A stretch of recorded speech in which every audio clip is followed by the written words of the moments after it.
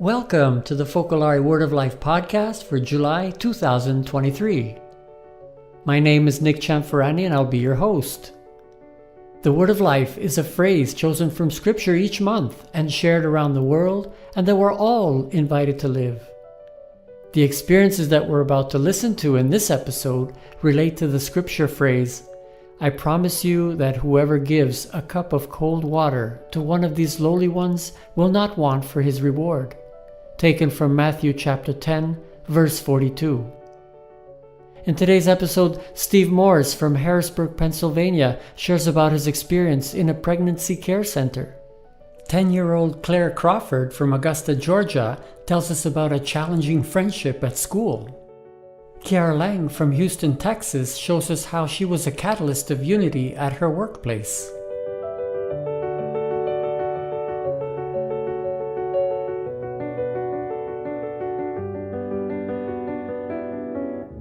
This month's Word of Life gives us a hint at what it takes for us to gain our heavenly reward. A cup of water. How little we must do in order to gain favor with Jesus, yet so demanding in the way we offer it. That smile we give to the person we pass in the store. The compliment we give to someone we recognize who is doing a good job. All can be seen as that cup of water, if given from the heart. If we fill our day with simple acts of love, we'll see that we leave wherever we are better than when we arrived.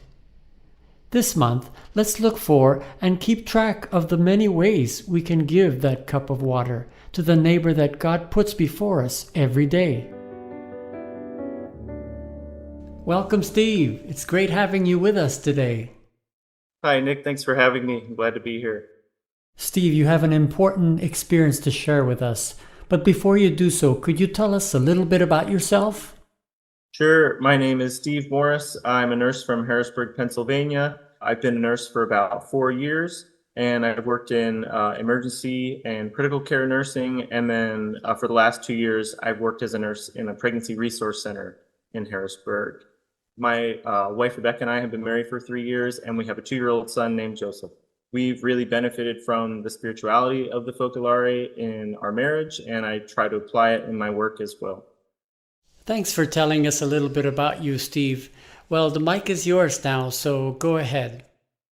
So we try to accompany women and their families during expected or unexpected pregnancies, and whether they're considering abortion or not, we try to help them see their way to a life-giving decision and try and support them in that. When we talked about this month's Word of Life, a couple of different things came to mind. So in my work there, one of my favorite parts of this job is I speak with fathers when they come in with our pregnancy clients. So we had a practice of bringing the mothers back for their initial intake appointments, and then the fathers would kind of be left out in the waiting room. And when I was hired on, my director said, "Well, now that we have you here as a man, we really want to have someone that can meet with these dads and, kind of meet them where they're at and give them some support." Where I see it tying into this month's Word of Life is, I think for a lot of these men, so when I bring them back, we will have a conversation. Where are you at with this pregnancy, and what kind of resources or support do you have right now? And then I'll get to talking to them about, what was your experience? Have you ever thought about being a father? What was your experience of being fathered, if at all? Did you have a father present in your life? So we'll talk deeply about that. And I think for many of them, they don't have the opportunity often to express themselves in that way. And so that's where I've felt this unity with them, and trying to really meet them in this experience, and to try and give them encouragement, and to try and help them frame their life in a way that really helps them have hope for what they could build as a family with this partner and this new pregnancy. What you're doing is so important, Steve. Can you tell our listeners an experience or a story that happened to you at your work? One that we had a couple months ago that was really impactful for me. We had a couple come in, and many of the couples that we serve are very young, and they might not necessarily be together. So, each person requires a different kind of support. But this couple that I'm thinking of was together, and they were, well established with their work. And I think they were in their late 40s. Whereas most of the people we serve are college age or younger. And they were interesting and a little different because I think the woman did not have any children, and the man had two grown sons that were, I think they had just turned 18 and 16. He was strongly considering ending the pregnancy, and she was really wishing that he would be more supportive and would see how much of a gift it was to them, and that be able to continue. So I got an opportunity to sit down with him and talk about his feelings on the situation, and he expressed to me that he was just feeling overwhelmed, right? That he had worked so hard, and that he had taken care of his sons and raised them. What struck me was he talked about how proud he was of having taken responsibility for raising his sons, and how proud he was of seeing the young men that they were becoming. So that's what I kind of talked to him about. I said, well, you have a responsibility here too. And there's this new life that you guys have created, and you guys are in love, and you want to continue this relationship. And I encouraged him to take this same responsibility with this new pregnancy, to really offer his girlfriend the support that she was really hoping for. And so then they, after a number of visits with us, did decide to continue the pregnancy. And he just totally turned around. He was so excited. And he really saw this pregnancy as a gift, and was excited to see how they could work together to move forward and build this new family. Thank you, Steve, for gifting us with your experience. I wish you well as you continue this very important work. You're welcome. Thanks for listening.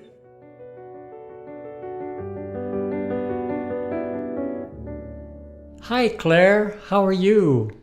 Good, how are you?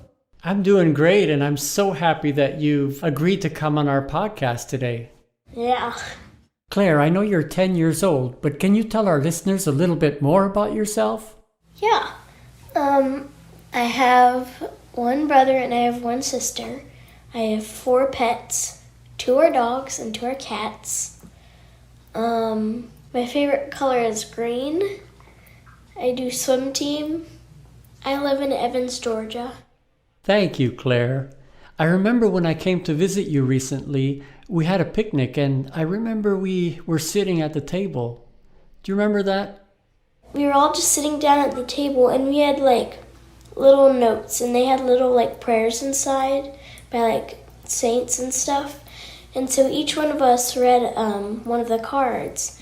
And when it came my turn, it was about how I had to love someone a lot and stuff. And when you heard that, you wanted me to share an experience sometime, because you asked me, when did you really have to love someone? And I said, my dad's surgery. And so you wanted me to do an experience on your podcast. So here we are. Yes, that's right, Claire. You shared how you, your mom, and your siblings took good care of your dad, who had a very serious heart surgery. And we thank God that he's better now. I know you also have another experience that you'd like to share with us. I have one. It was about school, because last year I came to a new school, and it was really hard for me to make friends. But then this girl, we became really good friends, but then I really had to love her, because then she just started to get on my nerves, and she started to really boss me around and stuff. But I really had to love that person, so we went to the guidance counselor, and I think that helped a lot. I'm so happy for that, Claire, and thanks for being with us today. Thank you.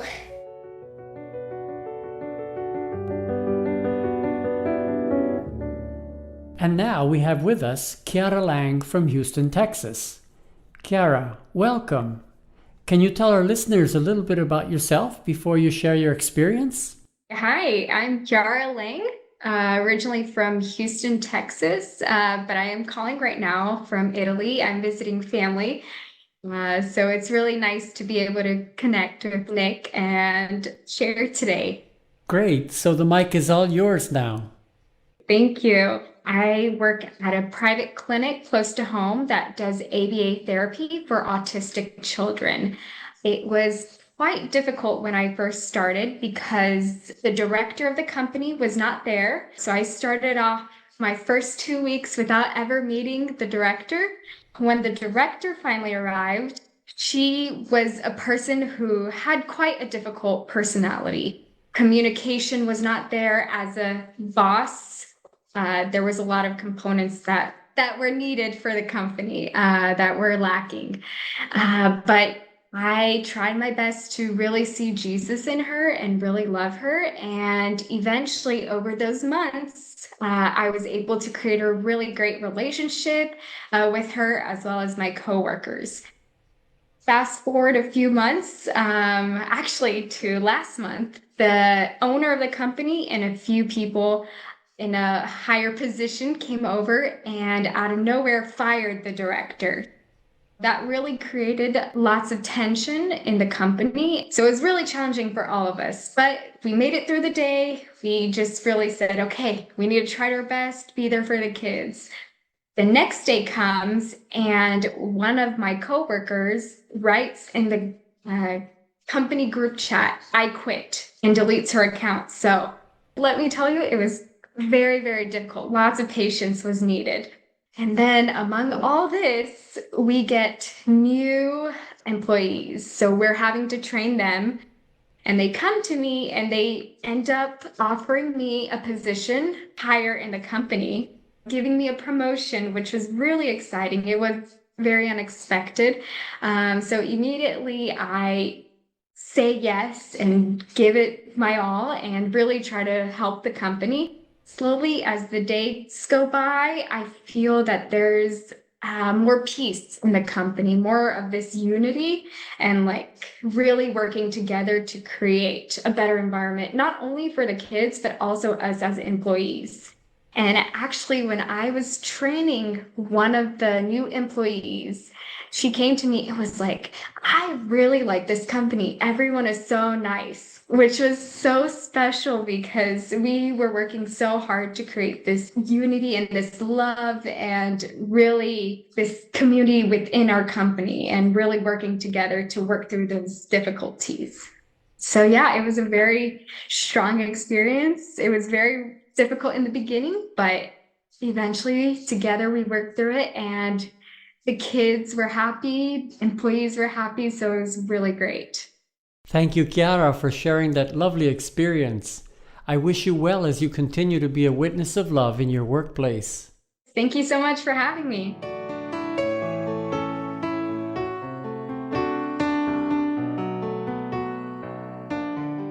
So thank you for joining us today. I hope you have been inspired by the wonderful stories shared. I look forward to being with you again next month. I'd like to thank Tom Rowley, who has helped me produce this podcast, and for his introduction. To listen to a reflection and commentary on the Word of Life, just go to the previous episode of this podcast. I invite you to join me each month for new episodes. You can also read additional experiences in Living City magazine. Please consider making a donation to Focolare Media so that we can continue producing inspiring podcasts. Visit give.focolare.us. That's give.focolare.us. And look for the Focolare Media tab. Thank you in advance for your support. Bye for now, and God bless. The Word of Life is translated into approximately 90 different languages and dialects, reaching millions worldwide through print, radio, TV, and other media. There are special versions for children and teens as well, which you can find at livingcitymagazine.com. This podcast has been brought to you by Focolare Media.